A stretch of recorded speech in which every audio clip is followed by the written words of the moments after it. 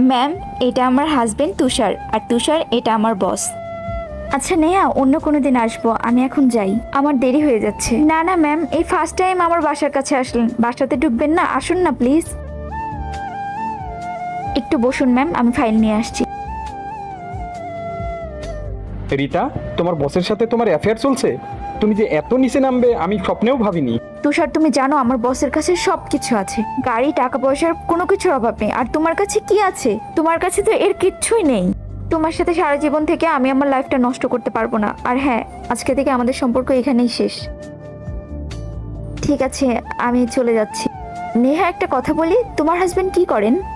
Ma'am, ও তো এখন কিছু করছে না, কিন্তু ওর একটা বিজনেস প্ল্যান আছে। তুমি নিজে এত ভালো একটা জব করো, আর তুমি এমন একটা মানুষকে বিয়ে করলে যে কিছুই করে না।